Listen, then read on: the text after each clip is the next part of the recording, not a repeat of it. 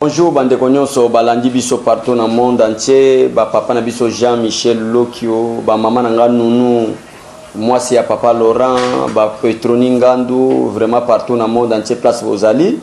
Merci vraiment toujours to Sabino qui na face aux caméras.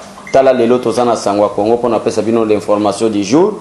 Lelo to lobela bino makambo moi misato, likamba liboso to lobela bino ke procès ya caméra parce que oya zalaki na magistrat na ministère public.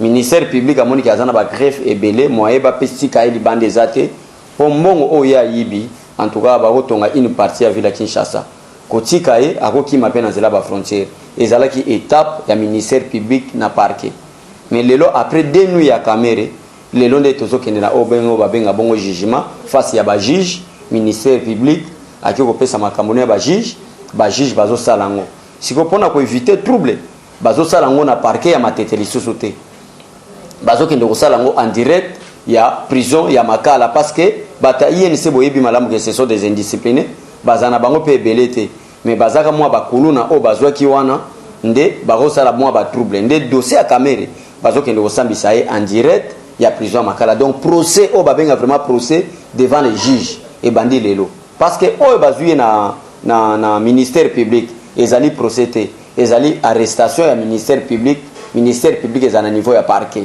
Et selon Mibe Kwamboka, dossier na parquet, et cause à la 48 heures, il faut transférer à Mbalamoko na juge. Juge maintenant a vu dossier, Oyo, accusateur et à caméra, les procureurs. Merci beaucoup, monsieur le procureur AD, procureur Yamatete. Merci vraiment, félicitations à Moussala, état de droit, Isali, Yondoza monument, il y a état de droit, même Bandeko partout, il y a Paris, Babini qui a touché procureur AD. En tout cas, à Rozoangamona, peuple congolais. Merci, félicitations. Deuxième élément, le dossier à Maman Olive Lembe. Dans la déclaration à Sali, il y a le chloroquine, Oyo, Bazo Lobelaye, Zamabe, Aligna démentir.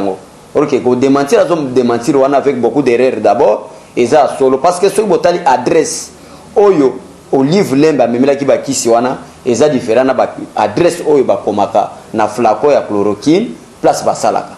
Soko tali anglais ba komeli na anglais oza na kati ya chloroquine ya original au mona a déclaration et enfin tozo ko lobela dossier ya congrès oyo balingi ba convoqué par Alexis Tambwe Mwamba pour na kosala coup d'état contre le président de la République. Voici vraiment ezaki ba sommaire poto pe Sabino makamuto ko lobalelo. Donc to fandi vraiment batu nyonso sangwa Congo yango émission ezo bandi déjà ko démarrer bino batu bozo landa biso en direct ngonga ngo déjà ko partager.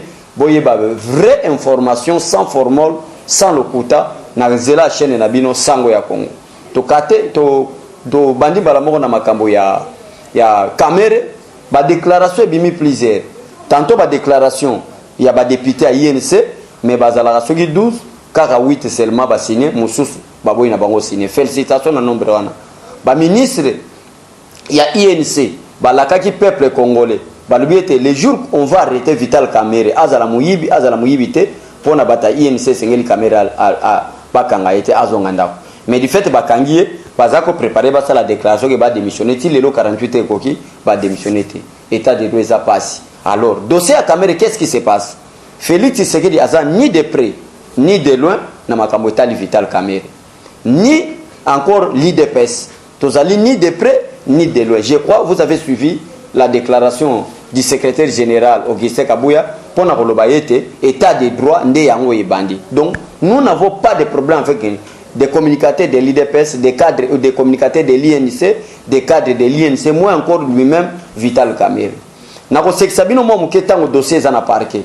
Batuni Kamerhe, vous connaissez-vous la femme telle femme, sa belle-sœur Oyaza Lekia Amida, pour aza pembe pega lokola Amida. Kamerhe alobi que non na yebi baltuni deuxième question on a une fonction ni azo occupé na République démocratique du Congo. Kamerhe boy ko répondre na ba rimer nyoso bino bozolanda bana ba congolais partout bino nyoso bozali bino bato boko landa biso makambo nyoso bino bozako yoka Kamerhe azana ba vérité koloba eza bazokosa bino bazokosa batoyo baza faible en esprit. Nous n'avons pas de problème avec Kamerhe. Toké na accord à Nairobi, to promettait que pour sa premier ministre, toké na accord naïe, to yé to gagner l'élection, na kati accord poste directeur à cabinet ezalaki mais na bolingo na biso topesi Kamere poste directeur à cabinet pour na oyebisa communauté nationale et la communauté internationale que biso na IDPS toza bato toza reconnaissant.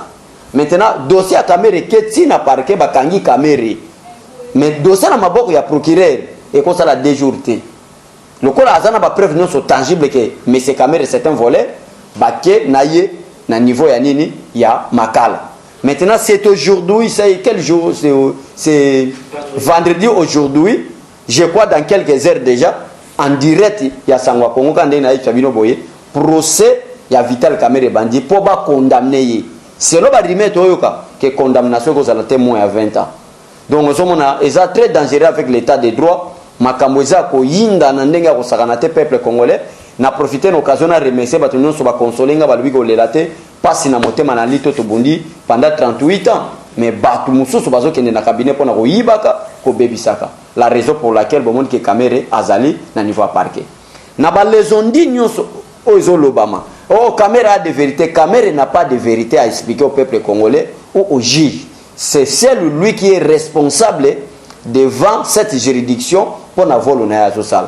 Donc tous là à bientôt bozolanda condamnation il y a Vital Kamere na ba juge parce que dossier ngolo la ba preuve tangible Kamere pas au coroner ko lobate ba retourner question yo oh l'homme le plus intelligent Mutamayele incapable ya ko expliquer. Alors tous là toujours en direct il y a Sangwa Congo nyonso zo le kata ndenge na prometa kibino que na parquet akobimate na yebisi bino pe que dossier du fait que comme na juge ceux qui bambule aux alamoké et aux ala 20 ans parce que Mouyibi a sali oyeba ba français baloba les connaisseurs des lois sont pénissables double faux. Donc dès que vous avez connaisseur ya mibeko pénition na yo et vous allez ndenge moko na ignorante Kamere c'est un connaisseur alors à cause de pénition il y a 20 ans fois 2 ça peut aller à 40 ans. Donc c'est pratiquement impossible. D'ailleurs du fait que Asali déjà 24 heures Asali déjà des nuits casier judiciaire na face à la loi électorale et Baby Saminango déjà. Donc inutile tout ça la polémique kuna, ce n'est pas l'IDPS c'est la justice, c'est lui qui est le président de la cour d'appel Yamatete, ce n'est pas membre de l'IDPS, ça juge au Félix Tshisekedi Akuti Kabila Mutatsaki wana.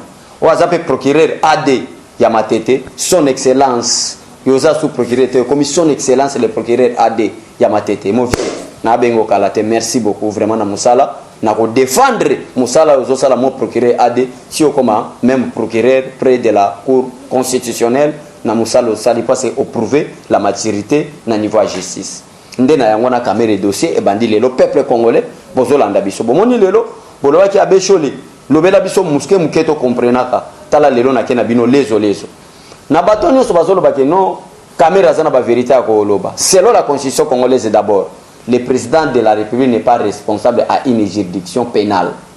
Il y a qu'une seule infraction que la justice peut interpeller le président de la République. Constitution est bien claire, c'est la haute trahison. Et dossier à haute trahison, le président de la République a sali et ils allaient pas traiter. La cour d'appel, ce n'est pas le procureur.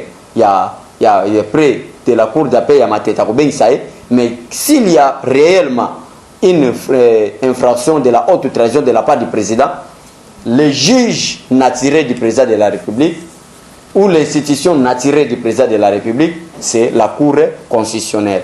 Ok, bana balo ben fois le kuta kaka bango bazako lela Vital Kanani Mate Fayu. Kaka Fayu bazako lela awa. Oh vérité désir. Vérité désir, vérité désir. Félix Tshisekedi azande kona biso. Problème na ya zo travailler na ba miyibi. Pona Martin Fayulu muyibi ndezaki Kamere. Lelo Félix Tshisekedi te mais justice ekangi Kamere pona makamo Fayulu azako lobakaza muyibi. Fayulu a comme changer tout ba jena bango. Si ba ko condamner Fayulu, ba condamner Kamere, Fayulu abanda sala. Donc ezango ben fois lokuta bata FCT sekoyo bushi be moye ba lobezate ba kanisa ki Félix Tshisekedi amona mukenzo ande aza B50 ka ne ba français ba loba tel père tel fils. Deuxième élément na lingina lobelabino, ce qui se passe maintenant en République démocratique du Congo concernant les 4 institutions de la République démocratique du Congo. Le congrès seul mutakoki ko convoquer congrès o esangisaka Sénat na Assemblée nationale, c'est le président de la République. Mais ça l'excite Tambwe Mwamba, vous êtes d'abord un papa très indiscipliné, je parle avec des preuves parce que vous êtes sous sanction de la communauté internationale. À ton âge là, papa a plus de 78 ans, vous êtes sanctionné à cause de l'indiscipline politique par l'Union européenne et les États-Unis d'Amérique. Est-ce que depuis banda musala déjà bayambayo, vous devez respecter des principes. Oyebina no Alexis Tambwe Mwamba peuple congolais, la fois passée elle a la campagne élection naé, a ganga na ba télévision pour na ko bangisa peuple congolais qui a kosa la Sénat, la première institution. Au début de la campagne naé, na édikaka ça c'est de l'impolitesse, ça c'est le manque de l'éducation politique. Alexis Tambwe Mwamba a meka qui ko changer moi malo. Mais lelo azo parvenir ko ça la point de presse na moi si na bango muké Assemblée nationale wana madame Janine Mabunda. Azo parvenir ko ça la point de presse après rencontre diabolique na katia Assemblée nationale ko loba était invité incessamment le premier ministre pour être convoqué congrès. Par quel moyen ba ko convoquer congrès? Ndé bazalaki na boule ya ko beta coup d'état mais coup d'état simité parce que tous les pays puissants du monde ba yebi complot Kabila linga sala ya coup d'état wana manzake bimike oya komeka okufa baza déjà bloqué. Donc on a bolongola bino makanisi mais to yebisaka mais Alexis Tambwe Mwamba. Ce qui fait la force du président Félix Tshisekedi, ce n'est pas vos institutions là, c'est le peuple congolais. Dès que nous allons comprendre que Bobandi Goyana Bariza Mabe, cher monsieur Alexis Tambwe Mwamba, chère dame Janine Mabunda, en tout cas ça la mobilisation à peuple pour la mal à l'aise et pour démissionner. Tant on a bandaki musala ou que caméra c'était vient voler. Les lois qu'on condamné te, qu'on lukatena banda bitumba nayo pour okokate ozala suka nayo ezaka okoya na mai. Botika ba complicité wana to sanga na biso nyos ensemble Félix Tshisekedi atongela biso mboka pour tokende liboso. Et enfin, nous voulons chiter na dossier au Italie Maman Olive Lembe. Maman Olive Lembe, ce n'est pas nous, ce n'est pas le peuple congolais ne ba taxer yo. Ozoyeba ke yo nanu na ba geste ozo sala wana bato mayele bato bazana conscience éveillée le kola biso. Tokomona ke ça c'est la risque que tu es en train de faire. Tu es en train de préparer quoi? Au lieu de faire mais kinga kati bokanga munoko na matière politique parce que en réalité en politique et à la Kabila et à l'Olive Lembe vous n'avez plus encore le droit de parler. Mais tant besoin banda ça la geste c'est pour avoir quoi? Ba pesi bino pays pendant 18 ans madame Olive Lembe si était incapable à conseiller mobile même que à kokata suki parce que en tant que nombre d'état et seigneli azala bien coiffé oui ravé. Mais nous avons compris que même ceux qui vous avez incapables de faire ces conseils. Mais notre problème c'est quoi?